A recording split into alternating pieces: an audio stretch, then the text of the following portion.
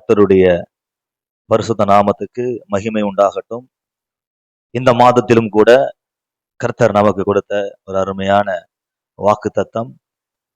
சங்கீதம் 18:28 வாசியுங்கள். தேவரீர் என் விளக்கை ஏற்றுவீர். தேவரீர் என் விளக்கை ஏற்றுவீர். என் தேவனாகிய கர்த்தர் என் இருளை வெளிச்சமாக்குவார். என் தேவனாகிய கர்த்தர் என் இருளை வெளிச்சமாக்குவார். அல்லேலூயா. என் தேவனாகிய கர்த்தர் என் இருளை வெளிச்சமாக்குவார். என் இருளை வெளிச்சமாக்குவார். என்னுடைய வாழ்க்கையிலே காணப்படுகின்ற எல்லா இருள்களையும் நீக்கி வெளிச்சமாக்குவார்.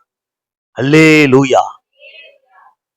அதுக்கு முந்தின வசனத்துல, அதாவது அந்த வசனத்திலே முந்தின பகுதியில நம்ம பார்க்கிறோம், தேவரீர் என் விளக்கை ஏற்றுவீர். விளக்கை ஏற்றுவீர். அப்ப விளக்கை ஏற்றுவீர் அப்படின்னா என்ன அர்த்தம் அப்படின்னா, விளக்கு அணைஞ்சு இருக்கு. விளக்கு அணைஞ்சு இருக்குது, அப்படிதான் அர்த்தம். பாருங்க, அநேகருடைய வாழ்க்கையிலே சமாதானம் என்கிற விளக்கு அணைந்திருக்கிறது.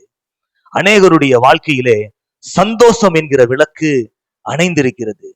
அநேகருடைய வாழ்க்கையிலே ஆரோக்கியம் என்கிற விளக்கு அணைந்திருக்கிறது. அநேகருடைய வாழ்க்கையிலே ஐஸ்வர்யம், விசுவாசம், எதிர்பார்ப்பு, முன்னேற்றம் ஆகிய விளக்குகள் அணைந்த நிலையிலே இருக்கிறது. அநேகருடைய ஆவியிலே அனல் இல்லாமல் விளக்கு அணைந்த நிலையிலே இருக்கிறது. கர்த்தர் சொல்லுகின்றார், எந்த நிலையில், எப்படிப்பட்ட சூழ்நிலையில் உன்னுடைய விளக்கு அணைந்திருந்தாலும் நான் அதை மறுபடியும் ஏற்றுவேன். உன்னை ஒளிரச் செய்வேன். உன்னை ஒளிரச் செய்வேன். உன்னுடைய வாழ்க்கையிலே நான் விளக்கை ஏற்றுவேன். எந்தெந்த பகுதிகளில் எல்லாம் உன்னுடைய வாழ்க்கையிலே இருள் இருக்கிறதோ அந்த பகுதிகளிலே கர்த்தர் ஒரு வெளிச்சத்தை உண்டாக்க போகின்றார். வெளிச்சத்தை உண்டாக்க போகின்றார். விளக்கை ஏற்றி இருளை வெளிச்சமாக மாற்றுகின்றவர் கர்த்தராகிய இயேசு கிறிஸ்து. கவனிங்க, வேதத்துல இருள் என்பது வெறும் வெளிச்சம் இல்லாத நிலையை குறிப்பது மாத்திரமல்ல, தேவனுடைய பிரசனம் இல்லாத நிலையை குறிப்பது இருள். ஆசீர்வாதம் இல்லாத நிலையை குறிப்பது இருள். துக்கம் என்பது ஒரு இருள். தோல்வி என்பது ஒரு இருள். நோய் என்பது ஒரு இருள். பயம், பதட்டம் என்பது ஒரு இருள். குழப்பம், பிசாசின் கிரியைகள், இது என்னது? இது ஒரு இருள். வழியே தெரியல, என்ன செய்யறதுன்னு தெரியல, அது ஒரு இருள். நம்பிக்கையின்மை, நம்பிக்கையின்மை, அது ஒரு இருள். அப்ப எந்தெந்த பகுதிகளிலெல்லாம் உங்களுடைய வாழ்க்கையிலே இருள் சூழ்ந்திருக்கிறதோ கர்த்தர் சொல்றாரு, இந்த மாசத்துல உங்க வாழ்க்கையில அந்த இருளை எல்லாம் அகற்றி நிச்சயமாகவே ஒளிமயமாக மாற்றுவார். தேவரீர் என் விளக்கை ஏற்றுவீர், என் இருளை வெளிச்சமாக்குவீர். நிச்சயமாக மாற்றுவார். பாருங்க, இந்த வசனத்தை தாவீது எந்த நிலையிலே இருந்து சொல்கிறான் என்றால், அரண்மனையிலே இருந்து சொல்கிறான். அரண்மனையிலே வெளிச்சம் இருக்குமா இருக்காதா? எங்க நாட்டுல எங்க வெளிச்சம் இல்லாம இருந்தா கூட ராஜா இடத்துல கண்டிப்பா எல்லா விளக்கும் வெளிச்சமும் அதிகமா தான் இருக்கும், அதிகமா இருக்கும். ஆனா அவன் சொல்றான், என் இருளை வெளிச்சமாக்குவீர், விளக்கை ஏற்றுவீர். அப்ப அவன் சூழ்நிலையை பார்த்து சொல்லல, அவனுடைய உள்ளத்திலே ஒரு இருள், அவனுடைய ஆத்துமாவிலே ஒரு இருள், ஒரு இருள் சூழ்ந்த நிலைமையிலே அவன் இருந்திருக்கிறான். அததான் அவன் சொல்றான், தேவரீர் என் விளக்கை ஏற்றுவீர், இருளை நீர் வெளிச்சமாக்குவீர். பாருங்க, கர்த்தர் அநேகருடைய வாழ்க்கையிலே காணப்படுகின்ற இருளை அகற்றி ஒரு வெளிச்சத்திற்கு நேராக கொண்டு போயிருக்கிறார். யோசேப்பை கர்த்தர் சிறை என்கிற இருளில் இருந்து அரண்மனை என்கிற வெளிச்சத்திற்கு கொண்டு போனார். ஆடு மேய்த்து கொண்டிருக்கிற தாவீதை நாட்டின் அரசன் என்கிற அந்த வெளிச்சத்திற்கு கர்த்தர் கொண்டு போனார். எல்லாமே இழந்த நிலையிலே இருள் நிறைந்த வாழ்வில் இருந்த ரூத்தை நிறைவான பலன் என்கிற வெளிச்சத்திற்கு கர்த்தர் கொண்டு போனார். பாருங்க, அன்னாளின் பல ஆண்டுகால கண்ணீரை ஆனந்த களிப்பாக்கி அவளுடைய வாழ்க்கையிலே காணப்பட்ட இருளை நீக்கி கர்த்தர் வெளிச்சமாக்கினார். லாசருவை மரண இருளிலிருந்து எடுத்து லாசருவை மரண இருளிலிருந்து எடுத்து அவனுக்கு ஜீவனை கொடுத்து அவன் இருளை இயேசு வெளிச்சமாக்கினார். சீசர்களை துன்பப்படுத்தின பவுலுடைய வாழ்க்கையிலே காணப்பட்ட இருளை நீக்கி அவன் வாழ்க்கையை மாற்றி அவனை வெளிச்சமாக்கி சீசனாக்கினார். அவன் வாழ்க்கை இருளா இருந்துச்சு, அத வெளிச்சமாக்கி அவனை சீசனாக்கினார். சீசர்களை துன்பப்படுத்துகிறவனை சீசனாக்கினார். பாருங்க, நம்ம பாக்குறோம் இந்த வேதத்துல அநேகருடைய வாழ்க்கையிலே காணப்படுகின்ற இருளை எல்லாம் கர்த்தர் வெளிச்சமாக்கினார். நான் சொல்றேன், உங்களுடைய வாழ்க்கையிலே காணப்படுகின்ற எல்லா இருள்களையும் கர்த்தர் நீக்கி வெளிச்சமாக்குவார்.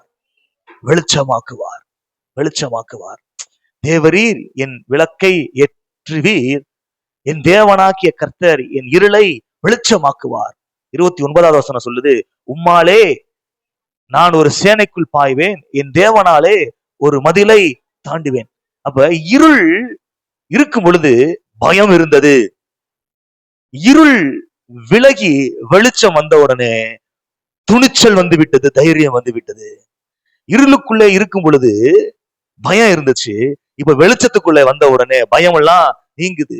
அப்போ ஒரு தனியாளை பார்த்து பயந்தவனாக கூட இருந்திருக்கலாம், இப்ப சேனையை பார்த்தே பயப்படல, ஏன்னா வெளிச்சத்துக்குள்ள வந்துட்டான். நான் சொல்றேன், கர்த்தருடைய வெளிச்சம் உங்க மேல வந்துச்சு அப்படின்னா உங்க பயம் என்கிற இருள் நீங்கி தைரியம் என்கிற வெளிச்சம் உங்களுக்குள்ளே வந்துவிடும். ஒரு சில பேருக்கு எதிர்காலத்தை குறித்த பயம், சரீரத்தை குறித்த பயம், என் வாழ்க்கை என்ன ஆக போதோ அப்படின்ற மாதிரி ஒரு பயம். ஒரு சில பேருக்கு எதுக்கு எடுத்தாலும் பயம், ஒரு காரியங்களை துணிச்சலா செய்யறதுக்கு பயம். ஐயோ, நம்ம போனோம்னா ஃபெயிலியர் ஆயிருமோ, நம்ம போனோம்னா அவுட் ஆயிருவோமோ, நம்மளுக்கு லாஸ் ஆயிருமோ, இப்படிலாம் பல வகையில யோசிச்சு அப்படியே நம்ம என்ன பண்ணிக்கிட்டு இருப்போம், ஒரு சில காரியங்களை செய்யாம அப்படி நின்றுகிட்டே இருப்போம்.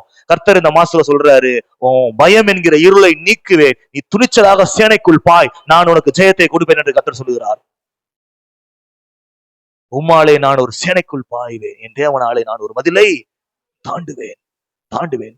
இஸ்ரவேல் சேனைகள் அத்தனை பேர் இருக்கிறாங்க, எல்லாரும் இருள்ல இருக்கிறாங்க, ஒருத்தர் மட்டும் வெளிச்சத்துல இருக்கிறான். யாரு? தாவீது. அவன் மட்டும் கோலியாத்துக்கு என்ன பண்ணல? பயப்படவே இல்ல. பாருங்க, கர்த்தருடைய வெளிச்சம் உங்க மேல வந்துச்சுன்னா பயம் என்கிற இருள் உங்களை விட்டு அகன்று விடுகிறது. எடுத்து வாசிங்க இன்னொரு வசனத்தை. சங்கீதம் 119, சங்கீதம் 119 105. சங்கீதம் 119 105. உம்முடைய வசனம் என் கால்களுக்கு தீபமும் என் பாதைக்கு வெளிச்சமுமாய் இருக்கிறது. பாருங்க, உம்முடைய வசனம் என் கால்களுக்கு தீபமும் என் பாதைக்கு வெளிச்சமாய் இருக்கிறது. உம்முடைய வசனம் என்னுடைய கால்களுக்கு என்னவா இருக்குது? தீபமா இருக்குது, வெளிச்சமா இருக்குது. அப்ப கர்த்தருடைய வெளிச்சம் உங்களை வழி நடத்தும். ஒரு குழப்பமான சூழ்நிலையில என்ன முடிவு எடுப்பது என்று தெரியாமல் தடுமாறி நிற்கிற அந்த நிலையில கர்த்தருடைய வெளிச்சம், அது ஞானத்தை குறிக்கிறது. அது உங்களை என்ன பண்ணும்? வழி நடத்தும். என்னைக்குமே கர்த்தர் ஃபுல் பிளான, உங்க ஃபியூச்சரோட ஃபுல் பிளான காமிச்சு உங்களை நடத்த மாட்டாரு. விளக்கு என்ன சொல்லுது? உங்களுடைய வசனம் என் கால்களுக்கு தீபம். தீபத்துல எவ்வளவு வெளிச்சம் வரும்? கொஞ்சம் தான் வெளிச்சம் வரும். ஒரு பெரிய இருள் நிறைந்த பாதை இருக்குது, அந்த இருள் நிறைந்த பாதை நீங்க கடந்து போகணும் அப்படின்னா அந்த ஏரியா ஃபுல்லும் அப்படியே போக்கஸ் லைட் அடிக்க வேண்டிய அவசியம் இல்ல. கையில ஒரு சின்ன தீபத்தை கொடுத்தாலும் என்ன பண்ணிடலாம், நம்ம அப்படியே கடந்து போயிடலாம். அப்ப தீபம் என்பது எதை குறிக்கிறது அப்படின்னா அந்த சிறிய அளவு வழி நடத்துதல். ஒரு சிறிய அளவு வெளிச்சம் உங்களை அந்த வெளிச்சத்துல என்ன பண்ணுவாரு? உங்களை நடத்தி பெரிய ஆசீர்வாதத்துக்குள்ள கொண்டு போய் விடுவார். அனுதினமும் வாசனம் சின்னதுதான், தீபம் தான், அது உங்களை பெரிய இடத்துக்கு கொண்டு போய் விடும். யோசேப்புக்கு தரிசனத்தை கொடுத்தாரு, ஆனா அவன் கடக்க போகிற பாதையை அவர் சொல்லவே இல்ல. சொல்லியிருந்தா அவன் பயந்துருப்பான். அப்ப அவனை தீபம் போல, அந்த தீபத்தின் வெளிச்சத்தில் நடப்பது போல அவனை கொஞ்சம் கொஞ்சமா அந்த வசனம் அவனை புடமிட்டு அப்படி நடத்தி கடைசியில அரியணையில கொண்டு போய் அமர வைத்து விட்டது.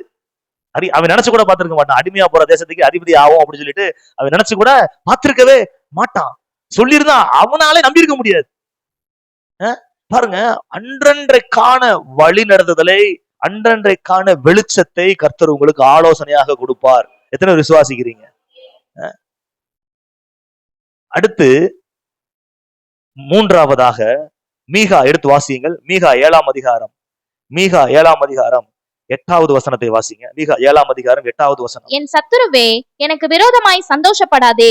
நான் விழுந்தாலும் எழுந்திருப்பேன். நான் விழுந்தாலும் எழுந்திருப்பேன். நான் இருளிலே உட்கார்ந்தால் கர்த்தர் எனக்கு வெளிச்சமாய் இருப்பார். நான் இருளிலே உட்கார்ந்தால் கர்த்தர் எனக்கு வெளிச்சமாய் இருப்பார். அல்லேலூயா.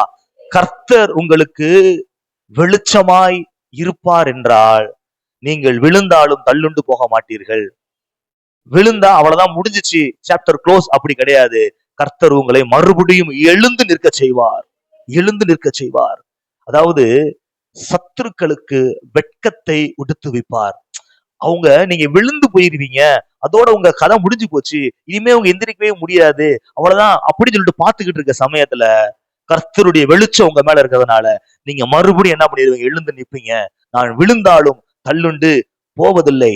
என் சத்துருவே, எனக்கு விரோதமா நீ என்ன பண்ணாத, சந்தோஷப்படாத. நான் விழுந்துட்டேன், நான் வீழ்ச்சி அடைஞ்சிட்டேன், நான் தோத்து போயிட்டேன் அப்படின்னு சொல்லிட்டு ஏளனமா பாத்துக்கிட்டு சந்தோஷப்பட்டுக்கிட்டு மகிழ்ச்சியா இருக்காத. இது முடிவு கிடையாது. ஏன்னா கர்த்தருடைய வெளிச்சம் என் மேல இருக்குது. அவர் என்னுடைய இருளை வெளிச்சமாக்குகின்றவர். இந்த இருள் இப்படியே நீடிக்க போவதில்லை. வெளிச்சத்தை கொடுத்து என்னை மறுபடியும் எழுந்து நிற்க செய்வார். எத்தனை விசுவாசிக்கிறீங்க? எழுந்து நிற்க செய்வார். பாருங்க, ஷத்ராக், மேஷாக், ஆபேத், நேகோ, அவங்களுக்கு இப்படிப்பட்ட சூழ்நிலை.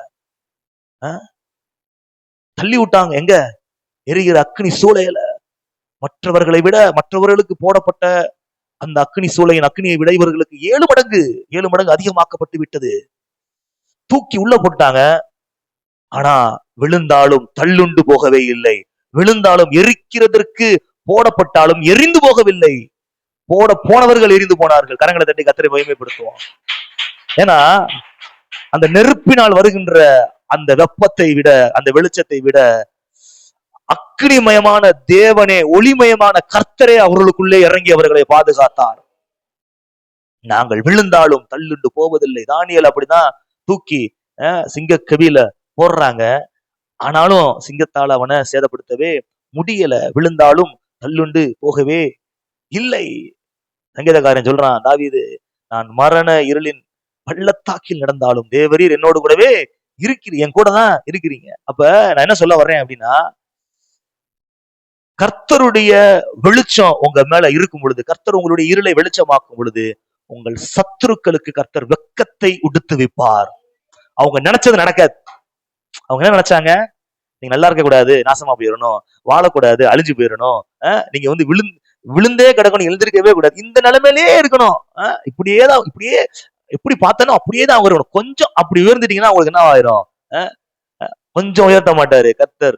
அவங்க அண்ணாந்து பார்க்கிற அளவுக்கு எட்டாத உயரத்திலே கர்த்தர் உங்களை கொண்டு போய் வைப்பார். உங்களுடைய இருளை கர்த்தர் வெளிச்சமாக நிச்சயமாகவே மாற்றுவார். எத்தனை விசுவாசிக்கிறீங்க? கர்த்தரா இயேசு கிறிஸ்து அதை செய்ய வல்லமை உள்ளவராய் இருக்கிறார். அல்லேலூயா. அடுத்து சங்கீதம் 34:5 வாசிங்க. சங்கீதம் 34:5. அவர்கள் அவரை நோக்கி பார்த்து பிரகாசம் அடைந்தார்கள். பிரகாசம் என்பது வெளிச்சத்தை தான் குறிக்கிறது, அப்படிதானே? பிரகாசம் வெளிச்சத்தை தான் குறிக்கிறது. வாசிங்க. அவர்கள் முகங்கள் வெட்கப்படவில்லை. அவர்கள் முகங்கள் வெட்கப்படவே இல்லை. அங்க ஃபர்ஸ்ட் நம்ம பார்த்தோம், சத்துருக்களை வெட்கப்படுத்துவார்னு பார்த்தோம். இங்க நீங்க கர்த்தரை நோக்கி பார்த்துக்கிட்டு இருக்கிறதுனால அவருடைய முகத்தின் ஒளியால் உங்களை பிரகாசிக்க செய்து உங்களை வெட்கப்பட்டு போகவே விட மாட்டார். உங்கள் சத்துருக்கள் வெட்கப்பட்டு போவார்கள், நீங்கள் வெட்கப்பட்டு போக மாட்டீர்கள். அல்லேலூயா. வெட்கப்பட்டு போகவே மாட்டீங்க. வெட்கப்பட்டு போகவே மாட்டீங்க. ஒருவேளை உங்களுடைய கடந்த கால வாழ்க்கையில ஏதாச்சும் ஒரு காரியங்களினால நீங்க வெட்கப்பட்டு போயிருக்கலாம். நீங்கள் எடுத்த தவறான முடிவின் காரணமாக வெட்கப்பட்டு போயிருக்கலாம். அல்லது ஏதாவது மனிதர்களால் நீங்கள் வெட்கப்படுத்தப்பட்டிருக்கலாம்.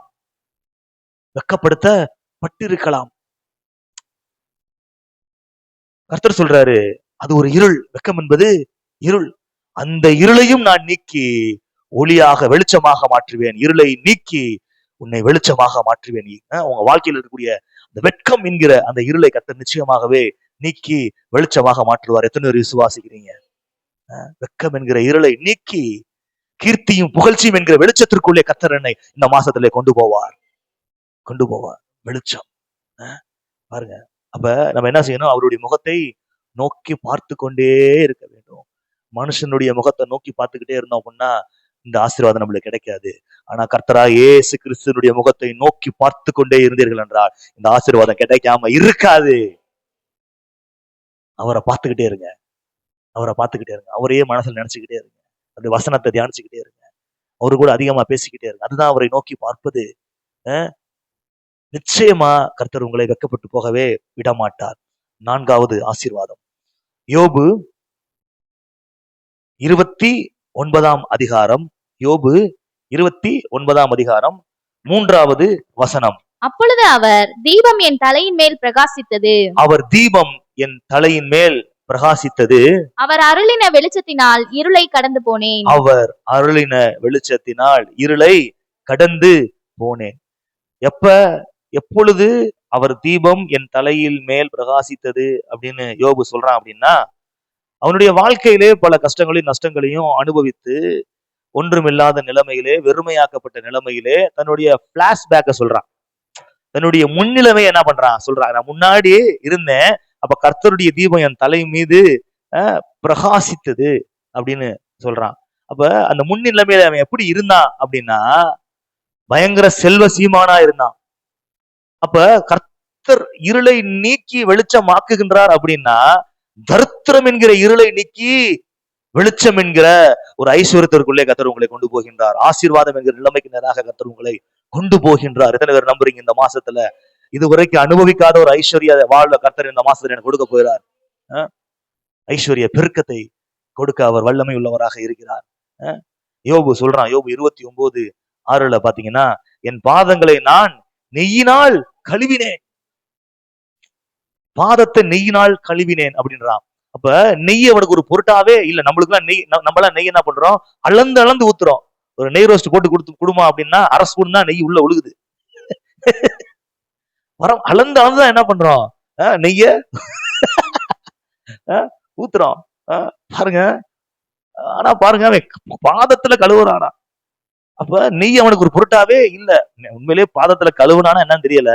ஆனா அந்த அளவுக்கு வேல்யூ, அதெல்லாம் ஒரு அற்பமான மேட்ரு அப்படின்ற மாதிரி நெய் ஒரு பொருட்டாவே இல்லை. ஏன்னா அவன்கிட்ட அவ்வளோ ஆடு மாடு ஒட்டகங்கள் கால்நடைகள் இருக்குது. அவனுக்குலாம் ஒரு விஷயமே கிடையாது. அந்த காலத்துல வந்து இப்போ வந்து அசட்ஸ்னா லேண்டு, ப்ராப்பர்ட்டிஸ்னா இதெல்லாம் ஒரு சொல்றோம் பாத்தீங்களா? அப்போ வந்து கால்நடைகள் தான் அவங்களுடைய ப்ராப்பர்ட்டிஸ், அவங்களோட அசட்ஸ், சொத்து பத்துகள். அதுதான். அப்போ அவன்கிட்ட எவ்வளவு இருந்துச்சு அப்படின்னா பயங்கரமா இருந்துச்சு. ஏராளமான ஆடு மாடுகள் ஒட்டகங்கள், ஏராளமான மிருக ஜீவன்கள், ஏராளமான பணிவிடைக்காரர்கள், ஆஸ்தி ஐஸ்வர்யம் எல்லாமே அவன்கிட்ட நிறைவா இருந்துச்சு. கிழக்கத்தி புத்திரர் எல்லோரிலும் அவன் பெரியவனாக இருந்தான். எப்ப?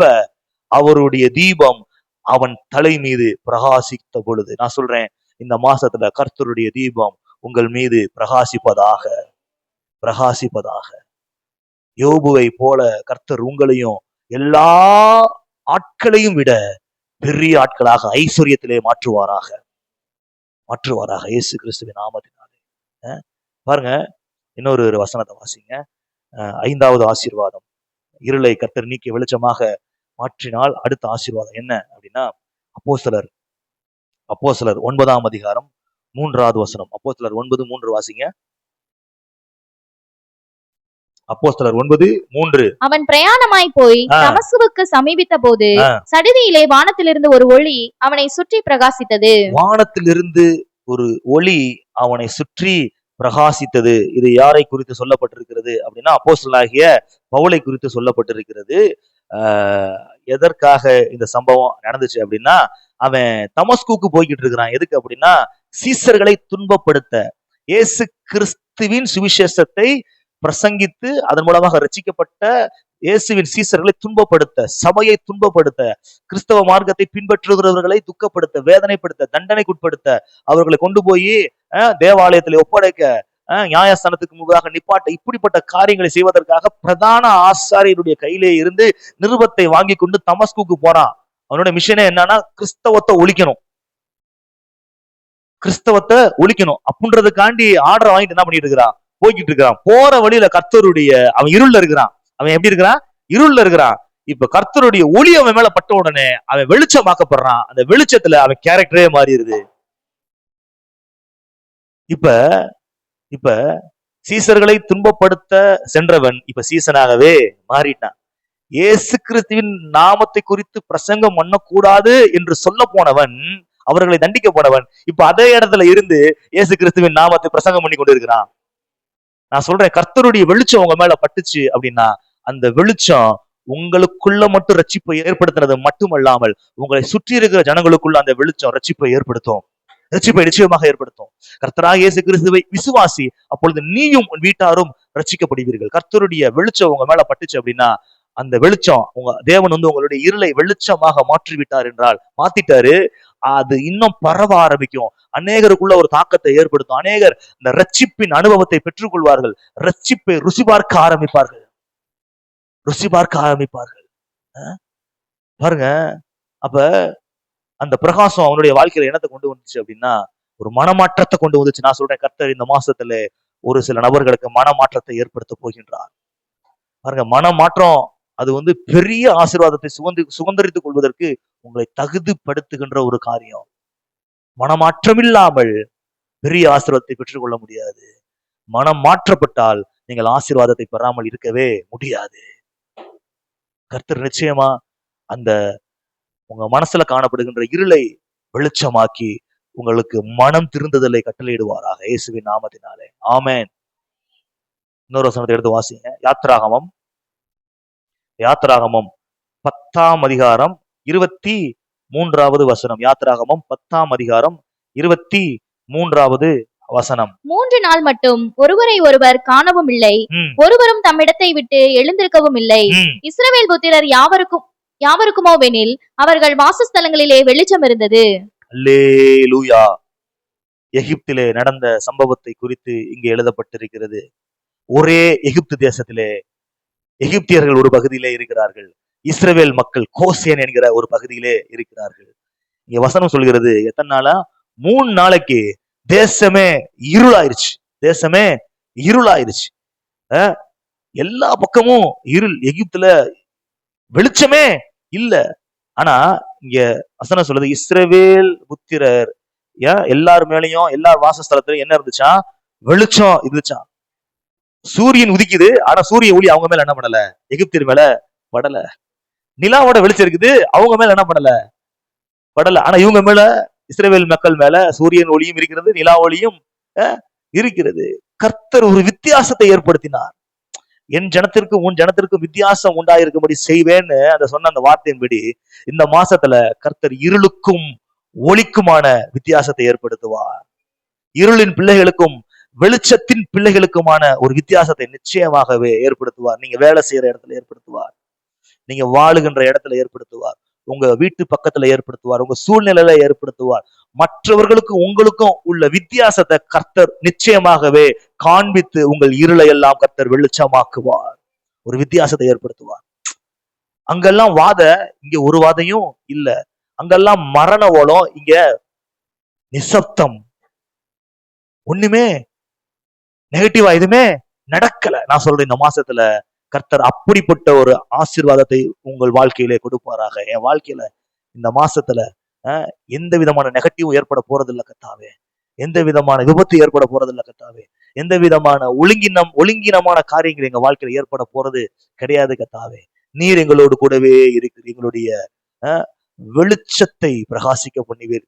எங்களுடைய வாழ்க்கையில காணப்படுகின்ற இருளை நீர் பிரகாசிக்க செய்து வெளிச்சமாக நீர் மாற்றுகிறவராக இருக்கிறீர். அதான் வசனம் சொல்லுது, ஏசாயா 60ஆம் அதிகாரம் 2வது வசனத்துல, பூமி முழுமையும் காரிருள் ஜனங்களை மூடும்.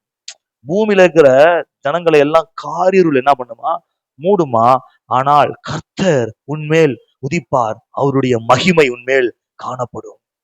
எல்லாரையும் இருள் மூடினாலும் உன் மேல இருள் தொட முடியாது, மூட முடியாது. ஏன்னா கர்த்தரே உன் மேல உதிப்பார். கர்த்தரே உன் மேல உதிப்பார். பாருங்க, அடுத்து 7வது ஆசீர்வாதம்.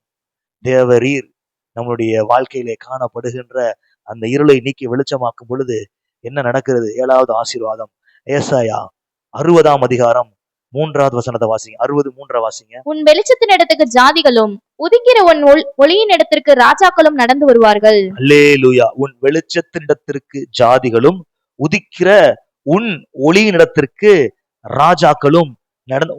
கர்த்தர் உங்க வாழ்க்கையில காணப்படுகின்ற இருளை வெளிச்சமாக்கி விட்டார் என்றால் அந்த வெளிச்சத்திற்கு அநேகர் தேடி வருவார்கள். யாரு தேடி வருவார்கள்? ராஜாக்கள் தேடி வருவார்கள்.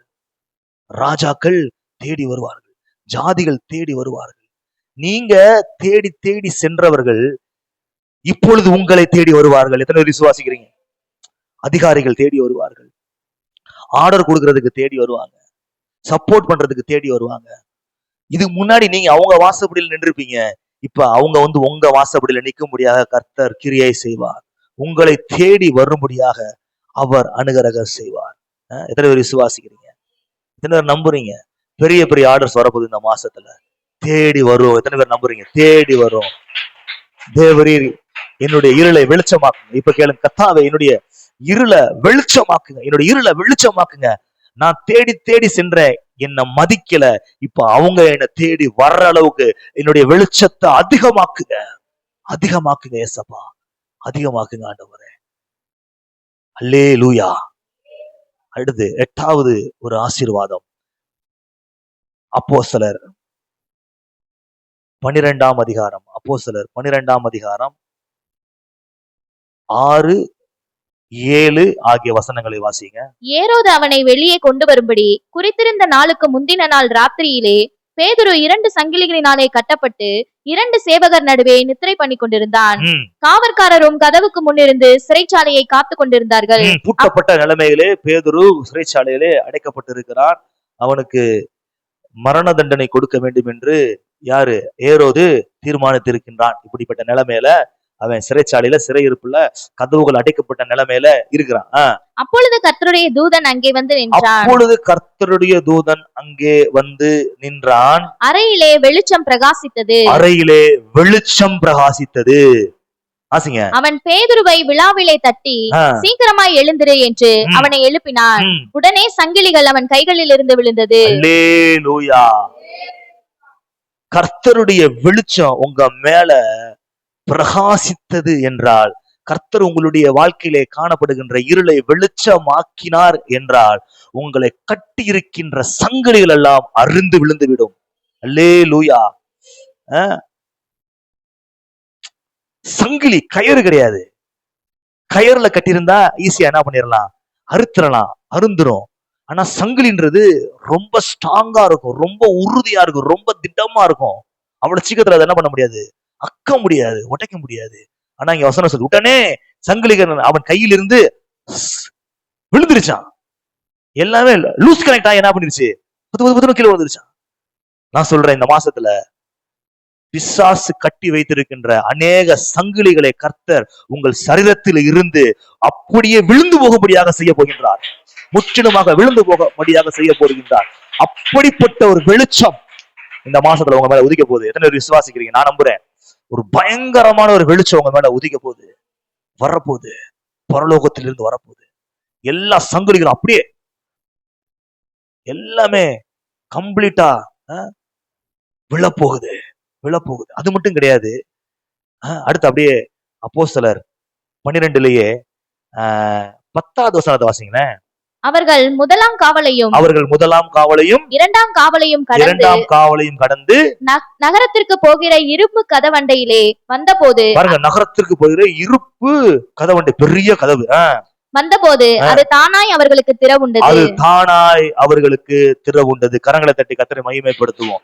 கர்த்தருடைய அந்த வெளிச்சம் உங்க மேல பட்டுச்சு அப்படின்னா, கர்த்தர் உங்களுடைய இருளை வெளிச்சமாக்கினார் அப்படின்னா, இதுக்கு முன்னாடி அடைபட்டு இருந்த கதவுகள் எல்லாம் இனிமே தானா திறக்கும். எத்தனை பேர் சொல்றீங்க? தானா திறக்கும். நீங்க எந்த பிரயாசமும் படவே வேண்டாம், அதுவா திறக்கும். ஏன்னா அந்த வெளிச்சம் கதவு அப்படியே திறந்துரும். எத்தனை காவல்? முதலாம் காவல், இரண்டாம் காவல், 2. அந்த காவல்ல யார் இருக்கிறா? போர் சேவகர்கள் இருக்கிறாங்க, மனுஷங்க இருக்கிறாங்க. அந்த மனுஷங்க அந்த கதவை பூட்டி இருக்கிறாங்க. முதலாம் காவல், இரண்டாம் காவலையும் கடந்துட்டாங்க. மனுஷங்க பூட்டி வச்சிருந்த கதவை என்ன பண்ணிட்டாங்க? அதுவும் ஆட்டோமேட்டிக்கா திறந்துருக்குது. அடுத்து இங்க பார்த்தா இது ஒரு பெரிய கதவு. இதை கடக்கிறதுக்கு ரொம்ப கஷ்டம், திறந்து போறது பெரிய கஷ்டம். ஆனா தானா திறக்க முடியாத கர்த்தர் உதவி செய்தார். ஏன்னா அந்த வெளிச்சம் அந்த வெளிச்சம் அந்த வெளிச்சம் கதவுகளை திறக்கத்தின விசுவாசிக்கிறீங்க. கர்த்தருடைய வெளிச்சம்.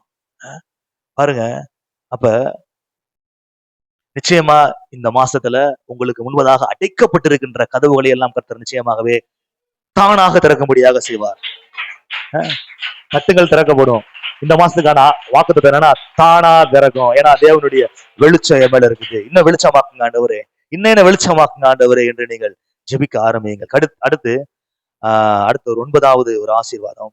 ஆஹ் 5வது மத்தேயு 5 வாசிங்களேன். மத்தேயு 5:14. மத்தேயு 5:14 வாசிங்க.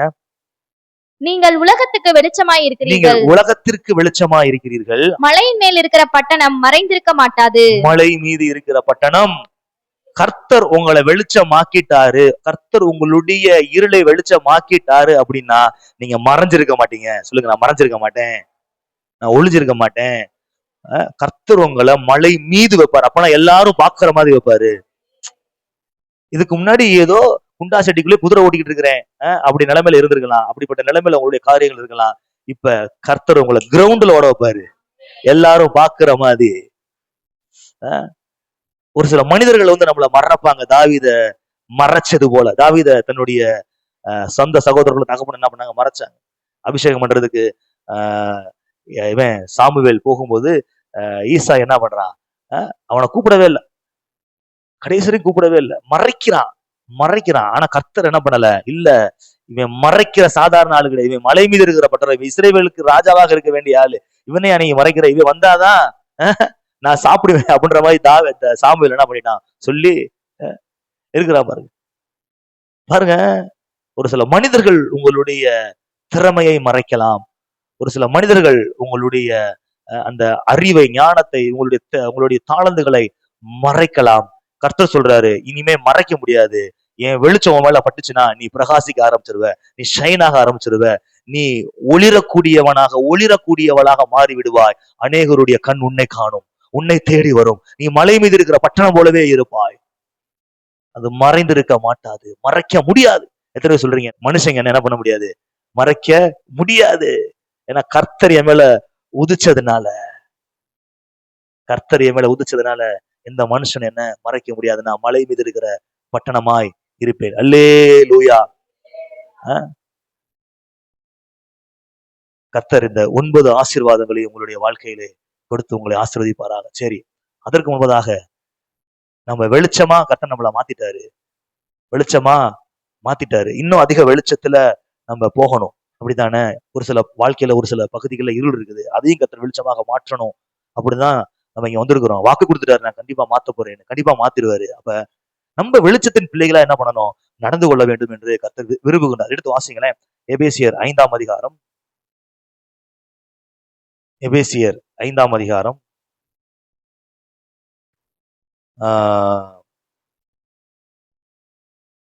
5 வாசிங்க. 5, 6, 7, 8, 9 முடிய வாசிங்க. விபச்சாரக்காரனாவது, அசுத்தனாவது, விக்கிரக ஆராதனைக்காரனாகிய பொருளாசைக்காரனாவது தேவனுடைய ராஜ்யமாகிய கிறிஸ்துவின் ராஜ்யத்திலே சுதந்திரம் அடைவதில்லை என்று அறிந்திருக்கிறீர்களே.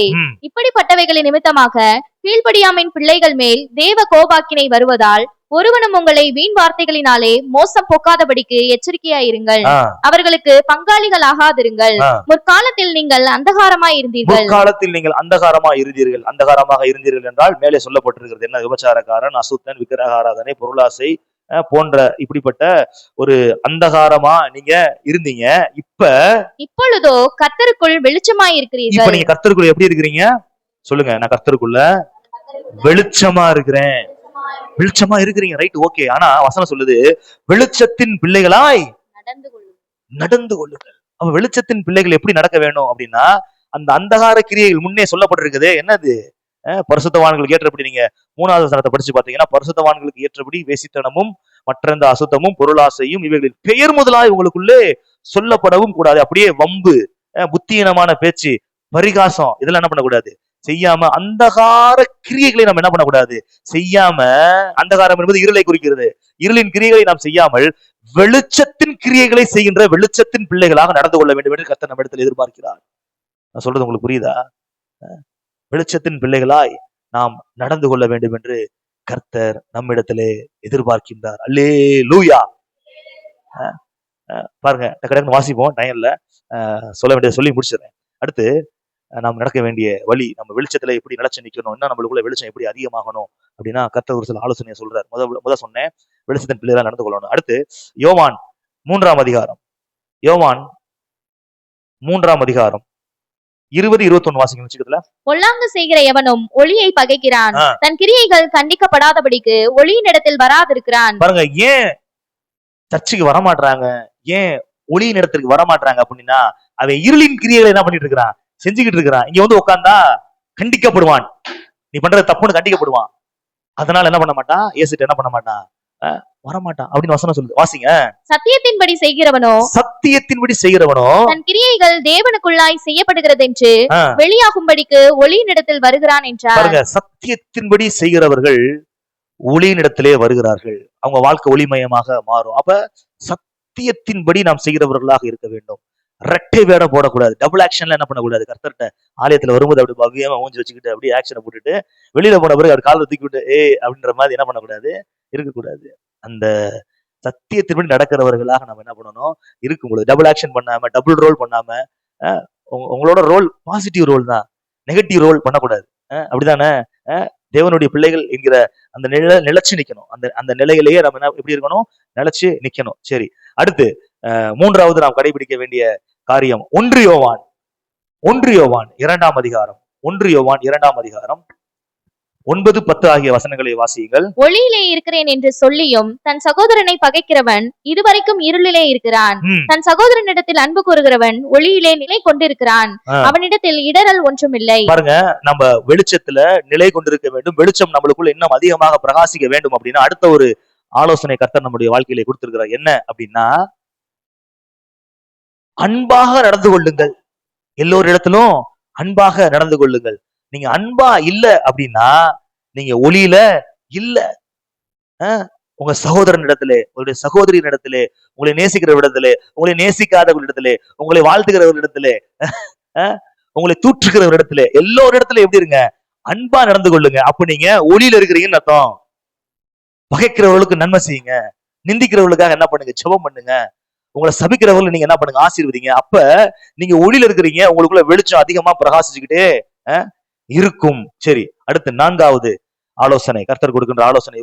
கர்த்தர் உங்களுடைய வாழ்க்கையிலே காணப்படுகின்ற இருளை வெளிச்சமாக்கி அந்த வெளிச்சத்தின் அளவு இன்னும் இன்க்ரீஸ் பண்ணணும், நீ வெளிச்சத்தின் ஆசீர்வாதங்களை நீங்கள் முழுமையாக சுதந்திரித்துக் கொள்ள வேண்டுமானால் ஒரு சில ஆலோசனைகளை கர்த்தர் சொல்லிக்கிட்டு இருக்காரு. அப்ப 4வது ஒரு ஆலோசனை, மத்தேயு 5ஆம் அதிகாரம் 16வது வசனத்தை வாசிங்க. மத்தேயு 5:16 வாசிங்க. இவ்விதமாய் மனுஷர் உங்கள் நற்கிரியைகளை கண்டு பரலோகத்தில் இருக்கிற உங்கள் பிதாவை மகிமைப்படுத்தும்படி உங்கள் வெளிச்சம் அவர்கள் முன்பாக பிரகாசிக்க கடவது. அல்லேலூயா. நற்கிரியைகளை செய்ய வேண்டும், நல்லது செய்யணும், நல்லது செய்யணும். கஷ்டப்படுறவங்களுக்கு என்ன செய்யணும், உதவி செய்யணும். சொல்லி சொல்லி என்ன பண்ணக்கூடாது, செய்யக்கூடாது. தானாகவே முன்வந்து என்ன பண்ணணும், இரக்கம் உள்ளவர்களாக இருந்து நற்கிரியைகளை நாம் செய்ய வேண்டும். இரக்கம் பாராட்டணும். அந்த இறக்க சுபாவம் நம்மளுக்குள்ள வரணும். கஷ்டப்படுகிறவர்களுக்கு நம்ம என்ன செய்ய வேண்டும், நன்மைகளை செய்து அவர்களுக்கு உதவி செய்யும் பொழுது நமக்குள்ளே இருக்கக்கூடிய அந்த ஒளி இன்னும் என்னவாகுது, இன்க்ரீஸ் ஆகுது. ஒளியிலே நிலைத்திருக்கிறவர்களாக நாம் மாறுகின்றோம். அடுத்து எபேசியர் 5ஆம் அதிகாரம் 11 முதல் 13 வரை உள்ள வசனங்களை வாசியுங்கள். கனியற்ற அந்தகார கிரியைகளுக்கு உடன்படாமல் அவைகளை கடிந்து கொள்ளுங்கள். அவர்களால் ஒளிப்பிடத்தில் செய்யப்படும் கிரியைகளை சொல்லுகிறதும் அவலட்சணமாய் இருக்கிறதே. பாருங்க, ஒளிப்பிடத்தில் செய்யப்படுகின்ற கிரியைகள் சொல்லுகிறதுக்கு அவலட்சணமா இருக்குது. அவைகள் எல்லாம் கடிந்து கொள்ளப்பட்டு வெளிச்சத்தினால் வெளியரங்கமாகும். அது வெளிச்சத்தினால், பாருங்க, வெளிச்சம் வந்துச்சுன்னா ஒரு சில மறைமுக உங்களுக்குள்ளே காணப்படுகின்ற மறைமுக பாவங்கள் கூட அது பாவம் என்று தெரியப்படுத்தப்படும். வெளிச்சம் வச்சுன்னா வெளியரங்கமாயிரும். இதெல்லாம் பாவமா, இதெல்லாம் தப்பா, இதை நான் நல்லதா நினைச்சுக்கிட்டு இருந்தேன், இது சரி நினைச்சுக்கிட்டு இருந்தேன், இல்ல இது தப்புன்னு வெளிச்சத்தின் வேத வசனத்தின் வெளிச்சத்தின் அடிப்படையிலே காண்பிக்கும் பொழுது அந்த அந்தகார கிரியைகள் எல்லாம் தவறு என்பதை கர்த்தர் வெளிச்சம் போட்டு காட்டி விடுவார். வாசிங்க அடுத்து. வெளியரங்கமாக்குகிறதெல்லாம் வெளிச்சமாய் இருக்கிறது. வெளியரங்கமாக்குகிறதெல்லாம் வெளிச்சமா இருக்கிறது. என்ன இங்க வசனத்துல நம்ம என்ன பார்க்கணும் அப்படின்னா, அந்தகார கிரியைகளுக்கு என்ன பண்ணாதீங்க, உடன்படாமல் அவைகளை கடிந்து கொள்ளுங்கள். ஒரு காலத்துல அந்தகார கிரியைகளை நீங்க செஞ்சுக்கிட்டு இருந்தீங்க. அந்தகார கிரியைகளை உங்களுடைய அந்தரங்க வாழ்க்கையில செஞ்சுக்கிட்டு இருந்தீங்க, யாருக்கும் தெரியாம. இப்ப அந்தகார கிரியைகளை வெளிப்படையா செய்யல, ஆனா அந்தகாரத்துல செஞ்சுக்கிட்டு இருந்தீங்கன்னா கர்த்தர் அதை கடிந்து கொள்வார். கர்த்தர் அதை அருவருக்கின்றார். இருள் அப்படியேதான் இருக்கும். உங்க வாழ்க்கை ஒளிமயமாக மாற வேண்டும். தேவன் உங்களுடைய இருளை, இயேசு உங்களுடைய இருளை வெளிச்சமாக மாற்ற வேண்டும் என்றால் மறைமுக பாவத்திற்கு நீங்கள் விலகி இருங்கள். விலகி இருங்கள். பழைய செத்த கிரியைகளை என்ன பண்ணாதீங்க, செய்யாதீங்க. பழைய செத்த அந்த நடவடிக்கைகளை நீங்க நடக்காம இருங்க. நிச்சயமாகவே கர்த்தர் உங்களுடைய வாழ்க்கையிலே இருளை வெளிச்சமாக்கி இந்த மாசத்திலே உங்களை ஆசீர்வதிக்க வல்லமை உள்ளவராக இருக்கிறார். ஆமென். கரங்களை தட்டி கர்த்தரை மகிமைப்படுத்துவோம். Thank you Jesus, thank you Jesus, thank you Jesus, thank you Jesus, thank you Jesus, thank you Jesus. கர்த்தருடைய பரிசுத்த நாமத்துக்கு மகிமை உண்டாகட்டும். யாவரும் எழுந்து நிற்போம்.